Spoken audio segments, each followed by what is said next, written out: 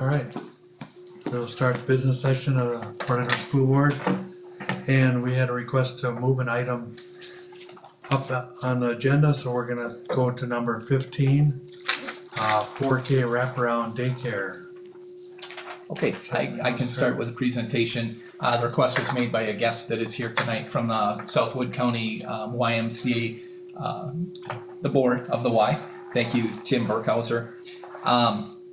This item has to deal with not the 4K program.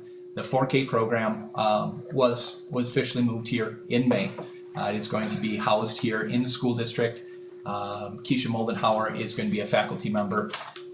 We learned somewhat after the fact, I learned and others learned how tightly knit the daycare program is with it, the wraparound daycare. And since that time, the timing of it was not ideal with the end of the school year and the number of things going on. When I say not ideal, we did not have a great deal of time to put into this conversation about the daycare. We've since had some time. I've had a lot of conversations with the Y. Some information about what a daycare might look like. Moving it from the Y. We've looked at other locations. And speaking with Keisha, speaking with some other stakeholders, the ideal location would probably be here in the building. The school district currently has 5 families indicating on their registration they would like wraparound daycare for their 4K child for the upcoming school year. We have 5 that have indicated that. The YMCA, and I'm going to ask Tim to help clarify in just a moment, they have agreed to run their daycare program here in our building. They would manage it, they would lead it, they would operate it, they would staff it, pending a couple of things. They can get it licensed here on our site. And wherever it moves, it has to be licensed there. And also they would not operate it at a financial loss. Okay, the finances. The break-even mark financially for the Y daycare would be 7 students. If the district would like to have the daycare here on site, they will not operate it at a loss. Okay, currently have 5 students signed up. Their break-even mark is 7. The cost approximately per child would be $8,000. The board would have to discuss, do we want to subsidize that additional, that would be $16,000, moving from 5 students to 7 students, assuming we couldn't get any more students here. We had 5 signed up in late May. They may be able to recruit more students, okay? It could decrease also, which would be at the cost of $8,000 per student. How would this be done? The subsidy, this could be done through our Fund 80, which is our community fund, which is Fund 80 requests are brought forward at our annual meeting each year in October. We currently have Fund 80 funds available for the community resource officer, which has been somewhat delayed. Our partner is waiting to hear back on a grant for that. So we do have Fund 80 funds, which could be available for subsidizing the daycare. We had staff from the YMCA here in June. They took a look at that side of the 5K, the current 5K, and they said that would be a reasonable place for it.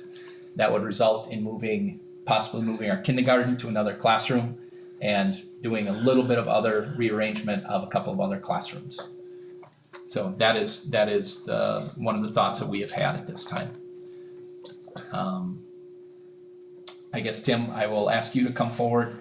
And there are some other components here we'd like to discuss about whether or not we want to have the daycare, the impact of not having the daycare. But I would like to invite Tim to add anything additional you have. Yeah, we've been talking quite a bit in the last couple days. Yeah. And we had multiple conversations today. First and foremost, the Y is very supportive of helping out. We want to help. We talked with Matt today, Jim and I did. Our stance is we want to help. We want to provide any resources that we can provide. We'll help with the licensing. We already talked that we can get licensing going next week. And we can push that through. Tracy Verwink is well versed in it, and she's going to be as good as anybody around to get things going. You know, our biggest stumbling block here is, you know, one was trying to find a location, as we talked about today. And two, you know, we can't operate at a loss. So, you know, with the 5 kids, you know, 7 is the absolute bottom break even for us. And even talking in that, I mean, I think, you know, 7, 8, you know, would be a good number to kind of talk about. You know, there's just other costs and things that go into it. We've, you know, sent over some budget numbers and gone through that. Now, you know, if it was located here, you know, we could take out of that budget heat and electricity and those types of things if the district's willing to take that on. You know, I will say I'm not operations. I'm the chief volunteer officer of the board of directors. I brought Erin Hess is here with us as well. She's a branch executive. Matt and Tracy had family commitments tonight, but so I don't get into the full operations. But I wanted somebody from the Y here tonight, and we weren't sure, and you know, just truly wanted to express that we want to help. This is important to us, and we want to be part of this. And Matt and Jim and I had a conversation today, and I think it went well. I think we have a good plan.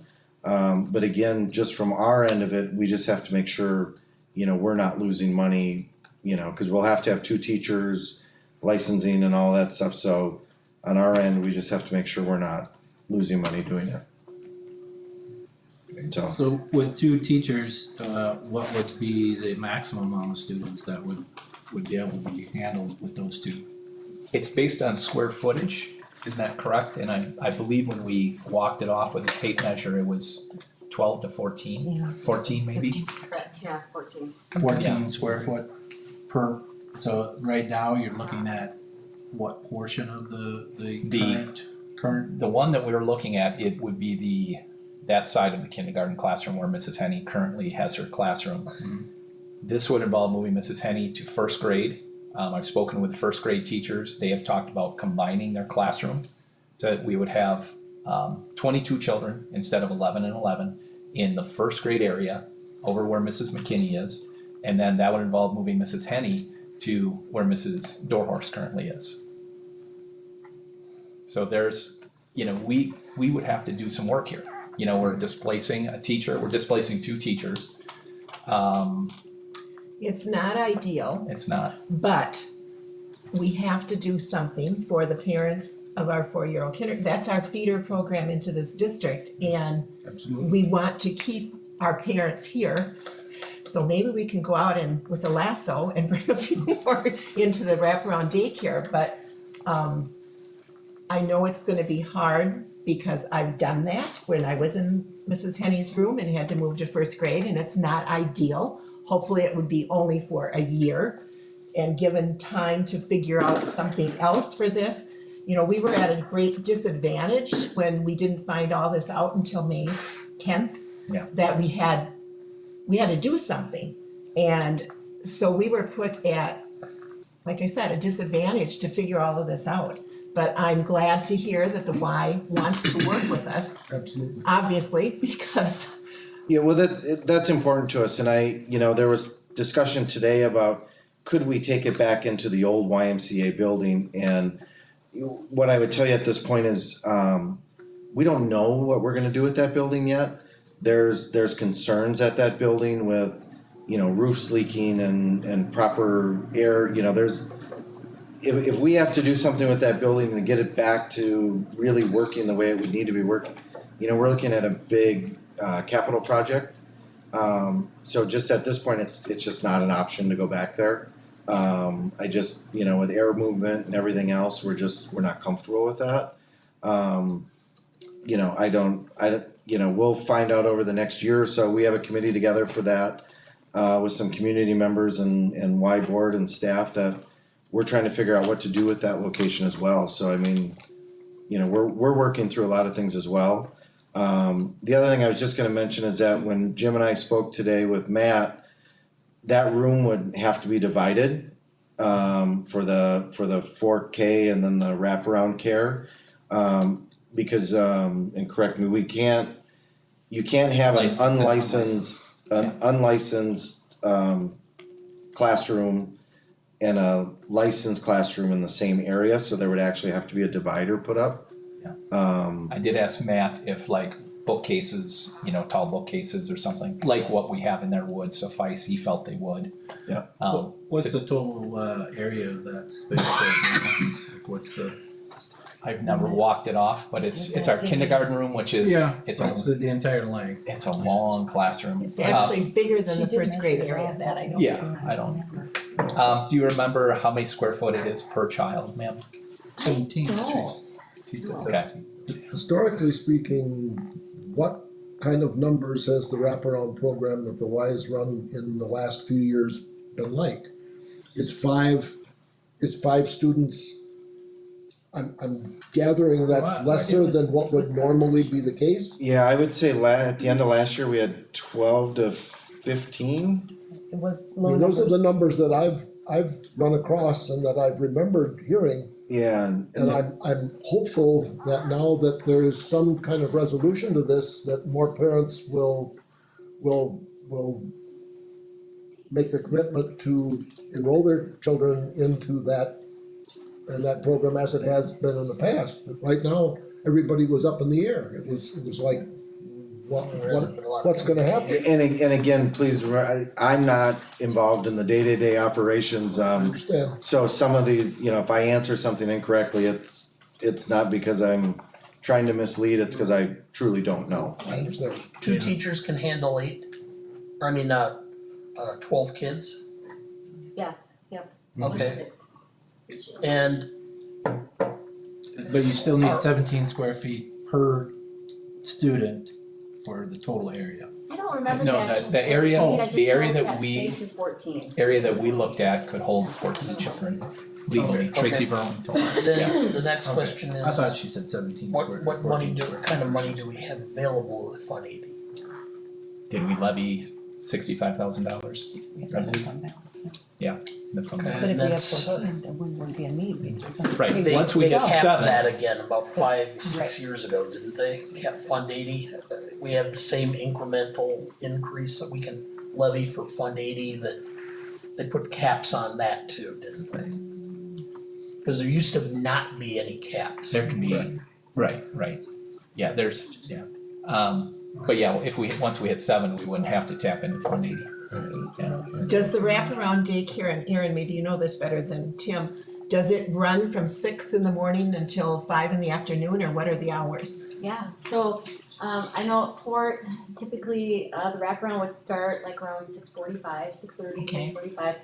Some of that is dependent on what the parent needs are. Right, So right. that's typically how we schedule it, but yeah, it'd be 6 AM to 6 PM. okay, Now, if a child, We've talked about let's do a hypothetical here. Let's say that,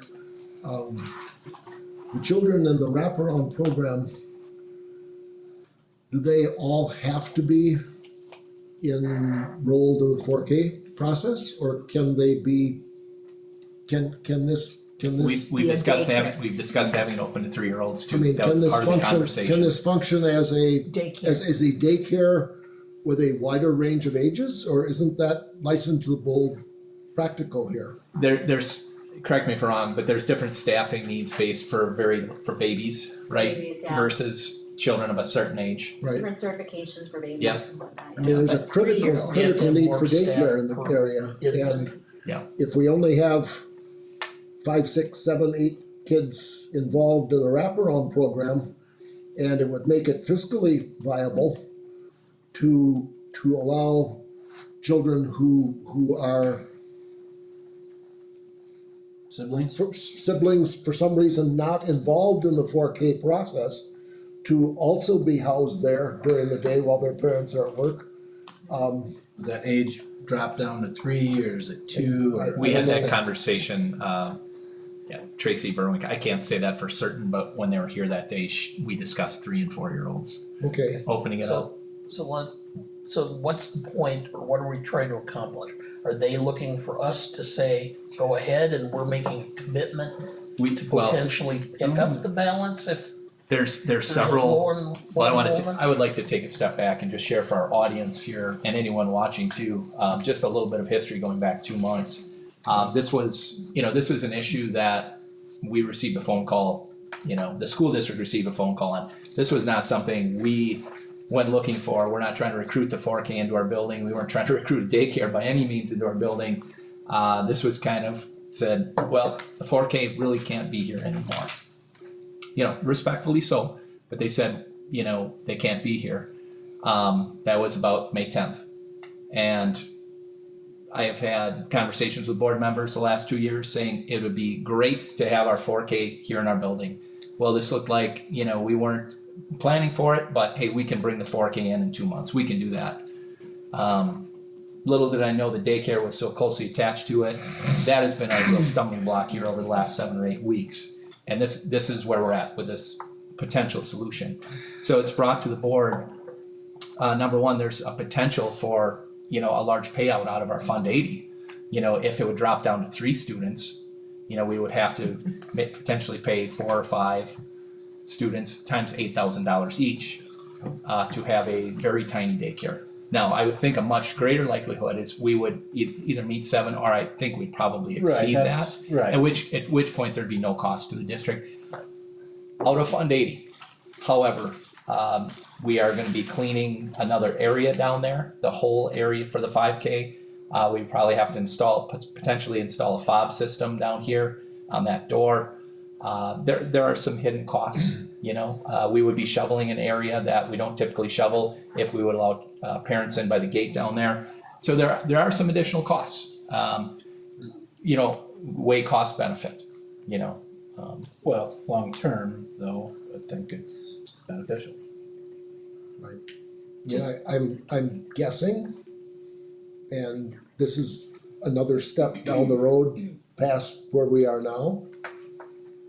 But I'm guessing that what we're talking about at the moment is a stopgap. We're talking about something that will get us through this school year and allow the process to move forward and give us and Mr. Neve and the other people in the district an opportunity to kind of think about how we can maybe make this situation better a year from now. Be it with what have you, I don't have a solution for that. We are somewhat reaching out, and Right. trying to do something at the 11th hour for our families. Right. Absolutely. So it's July 10th. We have about 55 days till school opens. Normally, I would be apprehensive to make any decision now with this scant amount of information. But if we're really going to try to obtain or maximize the number of students, the sooner we make the commitment, the better, Has to be. because people are gonna start making plans if they don't know when this is available. And then we're gonna lose opportunities. And some people have already made. Some have, absolutely. Well, some of them may change their plans They back again They may. if necessary. So are we, If someone is in favor of it, I believe the motion would be to allow the YMCA daycare to operate here at Hoyer Elementary, pending they receive a license. And correct me if I'm wrong, Tim, but pending they do not operate at a loss. Correct. So move. second, And that also includes, we will kick in if we don't have Yeah, enough. we would, Yeah, If that would be, At does the the board, loss point, does the yeah. board want us to subsidize that? well, right now, we don't have to do that. We can visit that next month if necessary.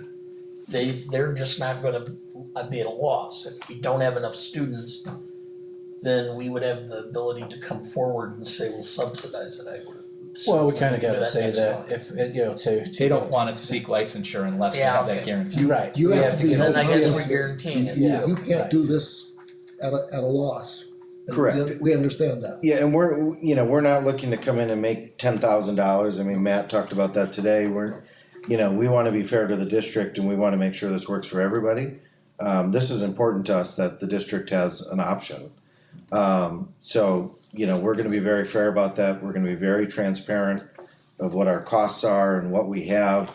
You know, we're asking for that opportunity to work with you guys and for us all to come back to the table and say, you know, we ended up with 4 children. We need to be subsidized for X number of dollars, you know, of kind of what we've given you off our budget and, you know. Okay. So for us to move forward with licensing and all of that, we'd be looking that the board is gonna support that. And I believe that's what our motion did. say. Correct. Yeah. I concur, I agree. Matt, you know, I will be, you know, I'm sorry, Tim, yeah, as I mentioned, we'll be in a lot of communication the next 2 days here after this board meeting. And, you know, to get accurate communication out to our families, I would also ask and hope that the Y daycare would communicate actively in our community to seek families, to Absolutely. try to recruit children to come into our daycare. Do you already have staff for the wraparound? Yes, yeah. Okay. Yeah. Okay, good. 'Cause that's another concern. Right. Yeah. Publicizing like posters and such at the main facility. Because we may have parents in other districts who may like an option. Yeah. That would be tied to that. So there was a motion and a second. Any other discussion? I'm just pleased. Oh, Thank you. I just have a quick question. So I was one of the parents that said I need wraparound care. Would you consider, like, this year allowing some of the 5K kindergartners, because they can't get care until age 6 with Boys and Girls Club? You might have some kindergartners that might need after-school care as well. It may We be- can't answer that, it's not an open meeting. You know, I mean, unless you want to, it's a meeting of the board, you know. Put it on. Yeah, it's time to speak. and Yeah. spend. Is that, yeah. is there difference licensing for that? Or is it the same licensing? That, We can discuss that during open comment time, ma'am, if you want, yeah, if you wanna sign up, yeah. But, yeah, you have your motion in a second. Alright. So hearing no other discussion, all those in favor of the motion say aye. Aye. Aye. All those opposed? Motion carried. Thank you. You're welcome. Thanks for coming, Tim. Okay. Much appreciated. Thanks, I'll Gary. excuse myself, that's all right? Yeah. Yeah, Okay, thank you, thank you. Thank you. thank you. Alright, moving on, President's report, all members are in attendance, and our next board meeting is August 21st. So, moving on to administrative reports, district administrator report, Jim. Okay, good evening, everyone. On July 4th is rolled off the tongue very easily. On July 1st, the Wisconsin DPI released its preliminary estimates for general school aid for the upcoming 24-25 school year. They do that each July 1st. Port Edward schools will see a general aid increase of $523,922, or an increase of 14.28% from this past school year. Out of approximately 550 school districts, we were in about the top 40 for increase. So that was very good, about a 14.28% raise from last year. I would assume that's mostly based on the enrollment, is that correct, or is that? Yeah. So about 70% of school districts in the state saw an increase in their aid. About 29% will see less aid, and 1% are about pretty flat, staying about the same. The 3-week summer school program ran from June 10th through the 28th here at the elementary school. We had approximately 70 elementary students that participated in enrichment courses. I see some summer school staff in the audience. Thank you to our summer school staff who helped out. And we had about 12 senior high students successfully complete credit recovery courses. Thank you to those teachers and staff. In food services for summer school, our numbers increased greatly from last summer to this summer. Breakfast last summer, we served 300. Breakfast this summer, we served 654. Lunch last year was $850. Lunch this year was $1,132. Wow. So, Are those free breakfast and lunch? yes, For all the children? for children, anyone 18 and under Okay, in so the community. families could come, other 18. siblings if they did Yes. not, even if they weren't attending Yes. summer school? Absolutely. So, yep, numbers increased greatly, which is awesome, taking care of our community. On Monday, June 24th, of course, we know the 18th annual Blackhawk Scramble took place at Lake Arrowhead. We had 88 golfers participate. The weather was excellent. 87, 87. yes, 87. Did we have 88 We had in one it? person who faked it. Oh, that was me. Okay. 88 attended. All right. So it was very successful. The final tabulations of how much money was raised has yet to be reported, but that'll be reported at a future meeting. The 19th annual Blackhawk Scramble is scheduled for Monday, June 16th, 2025. It is returning back to its day after Father's Day, which was the traditional date, I understand. There was a scheduling conflict this year. It had to be 8 days after Father's Day this year. It's returning to the day after Father's Day, June 16th, 2025. Other than our athletic coaches, as of this week, our school district has a 100% staffing level for the upcoming school year. We have been working hard the last 6 to 8 weeks to attract and hire administrators, teachers, and support staff. So thank you to everyone who's been involved with that work. On July 3rd, I met with Officer Brandon Abbott to finalize details for a therapy dog who will visit both the elementary and middle high school beginning in 24-25. Officer Abbott is the owner of the dog. He has got some very specific language, some specific legal language that we signed off on, and he will be bringing his dog to both the buildings periodically to visit students and staff. So very, very nice. A very popular program in a lot of public school districts. And finally, I'd like to say a public thank you to all of our custodians, all of our summer help. Some of those members are in the audience here tonight as well. They've been working very hard this summer, doing floors, refinishing and rebuilding worn out areas of the building, and preparing classrooms for the upcoming school year. Thank you very much. We are planning a celebration meal for all of our summer staff in a few weeks. So, thank you very much. All right, thank you, Jim. Yeah.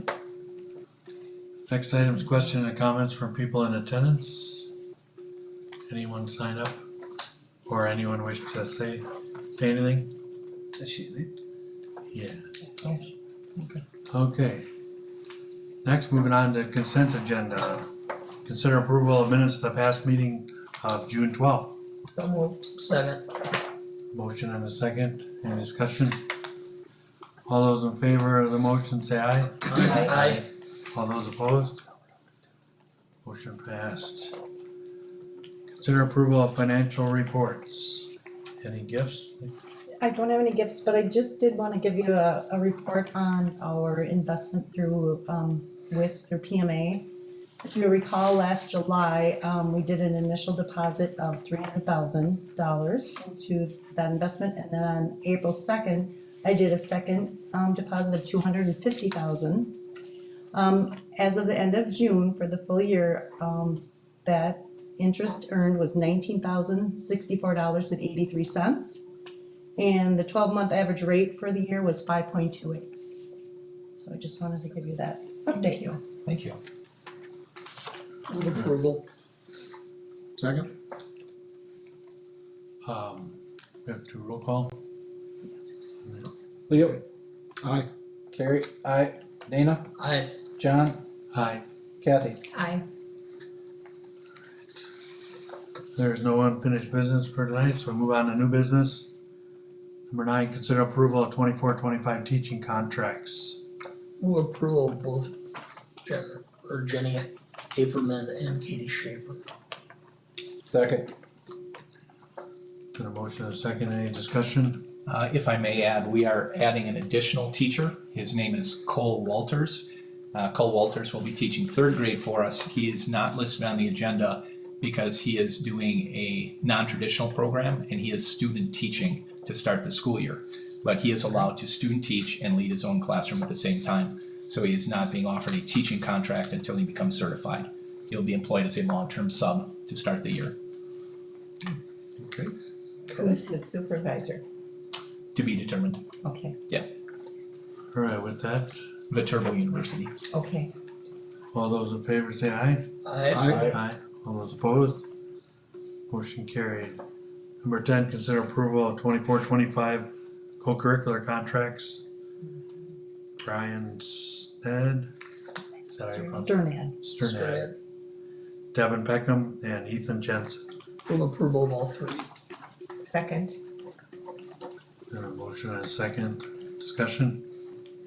does that leave just a few extracurricular? Four-ish, five. Some JV, middle school, couple middle Okay. school, yeah. Start about, Assistants. as of about 3 weeks ago, there were 13 coaching positions, I down know. to about 4. Okay. So Mr. Ayers has been working very diligently at that. Okay, I knew there were a lot of them. Yeah. All right, all those in favor of the motion say aye. I, Aye. All those opposed? Motion is approved. Number 11, consider approval 2024-25 Wisconsin Academic Standards. moved. Second. Motion and a second. Discussion? Hearing none, all those in favor say aye. I, Aye. All those opposed? Motion carried. Number 12, consider approval of 2024-25 commercial property, general liability, professional liability, crime, inland marine, automobile, umbrella, and workman's compensation insurance plans. move approval. Second, Motion and a second. Discussion? You'll notice in the quote,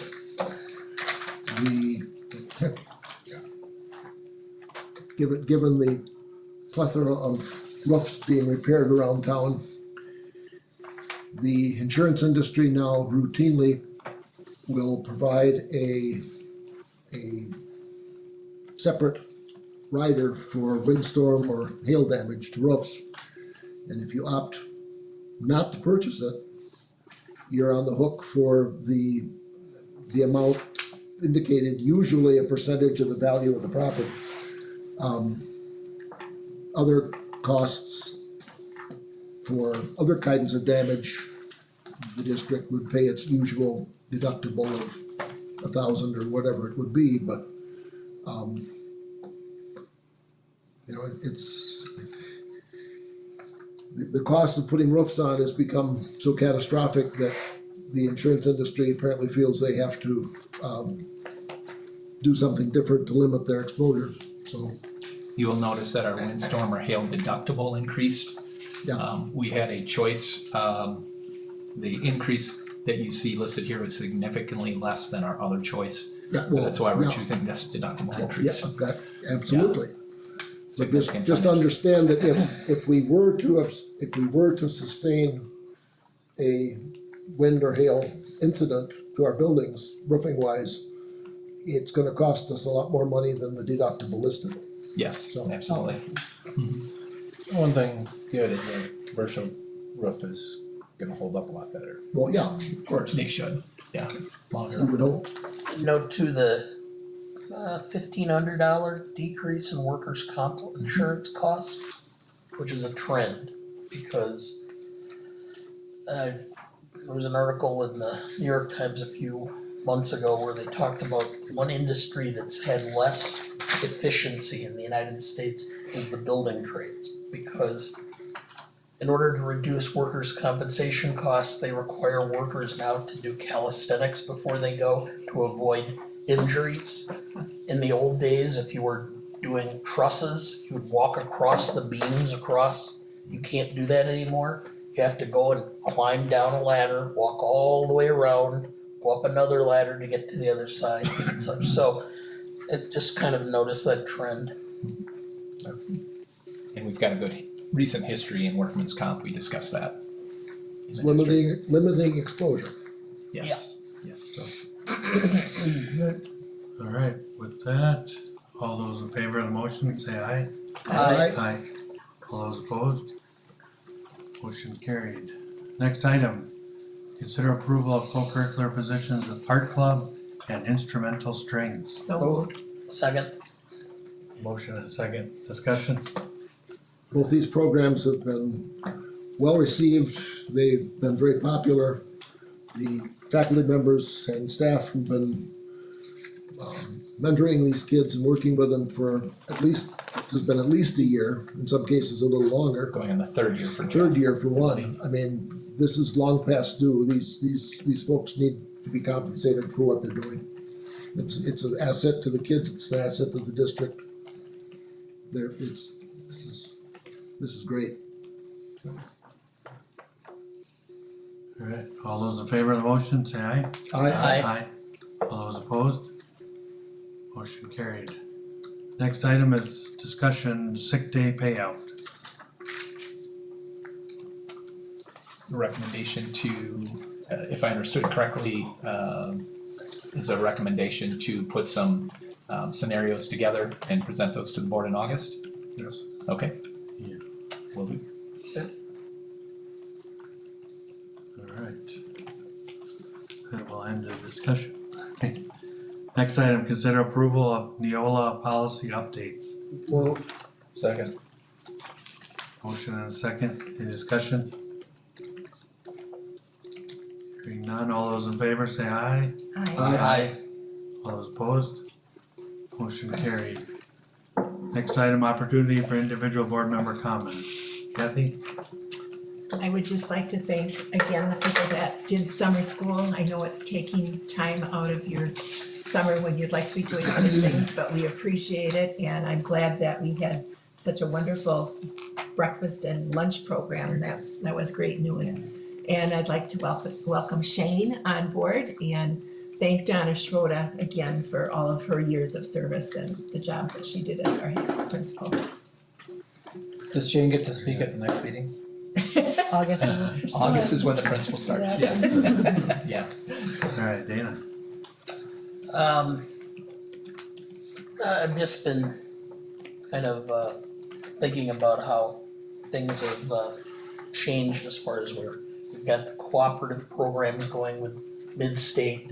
We've got a lot of stuff going on, trying to make things more, just noticing in graduation, the number of kids going into skilled trades, those going on to college, those going into more skilled career paths that were not, academically more nursing, that type of coding, et cetera, those types of things, programs. I think we're doing a good job, and I think we should promote more of the fact that we're trying to do things to make us a wide-ranging district that's meeting the needs of our kids, both for the present, but for the next decades. I know the statistic is that 30% of kids who graduate school this year will enter into a job that did not exist 20 years ago. And that's just a testament to how fast things are evolving. If you ever want to play a game, just sit around and try to think of all the different jobs that used to exist that no longer exist. Things like travel agent. They have them, but they're not what they were. Stuff like that. So, but I just wanted to compliment everybody involved for how well that's being done. And with the same time, I think promoting academics has been good too, and I take pride in. I have my son going to law school in the fall. I've got one daughter with 2 masters and another with a master's and trying to get into her PhD program. So we have a wide range of opportunities in this district, and I think we should be very thankful for that. I'd like to just dovetail off that for just a moment and commend Ms. Moore. Ms. Moore is here and Mrs. Schroeder, who was here, and Mr. Stelpole, no doubt will help with that too. But just exposing our high school students to careers, to universities, all the one-on-one work they do with kids. Mrs. Rubishki, Mr. Jensen, they're involved with careers a lot as well. Our high school does an outstanding job of exposing children, getting them on those career paths. Our kids they are not just a number here. Our high school staff does an outstanding job of that. Great. So this has gotta be a record. We had 10 people at a summer school board meeting. Yeah. So that is awesome to see. There's been many meetings where Donna is the only person that was Yes. in the crowd, so Had I this known, is- I would have brought brownies. Yeah, right. If we know ahead of time, we do like to bring brownies. I threaten to bring brownies and I never do. But, Kelly's embarrassed right now. Her face is red. I would make those Your brownies. face is Buy as them red at as your Quick shirt. Trip. Your trick. I would most likely pick them up, but no. Very good to see that the road construction is just about done here in town. Not minor- on Second Street. Oh, Hasn't even really? started. Oh, mine is all done. Mine's done. Oh, wherever I travel, it's done, so I'm very thankful. But other than that, I don't have a lot of things to say besides, very good to see everybody in the crowd today. Thank you. Leo. Piggybacking on what others have said, thanks to Donna. Her service to this district was exemplary. She will be missed. No offense to Mr. Stoughtonpool, but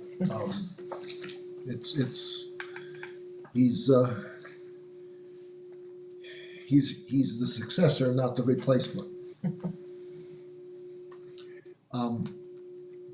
Piggybacking on what Dana said, there's an opportunity, a really unique opportunity that I wanna call the public's attention to through our video. Later this month, Midstate Technical College campus in Marshfield will be hosting a one-day protective service program for grades 6 through 12 who may have interest in the fire service. The Port Edwards Fire Department will pay their fees, coming to about $45 a head.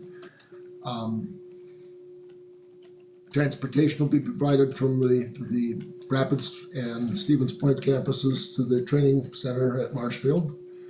The new fire chief is trying to encourage young people to actively engage in a career path that would lead them in this direction. I would support that. I would encourage anybody who is so interested to contact Chief Lease and inquire about the details.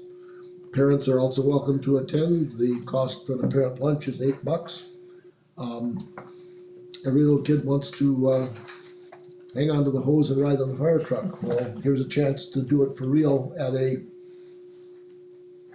relatively early age.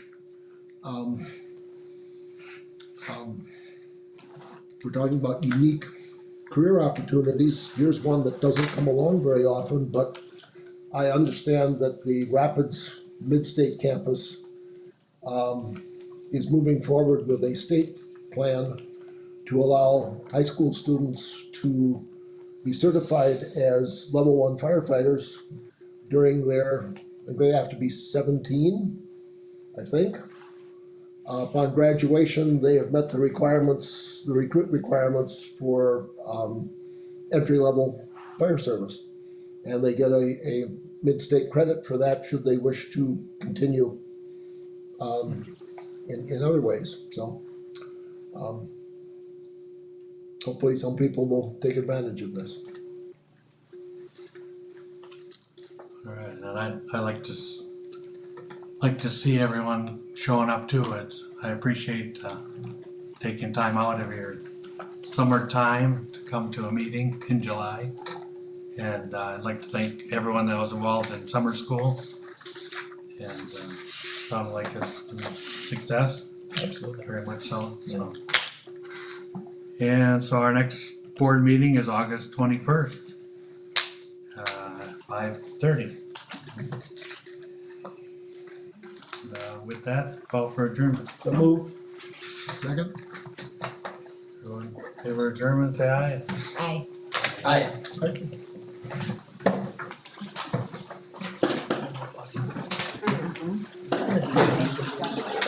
Since we did such a late August, skip having a meeting in September, especially with school starting.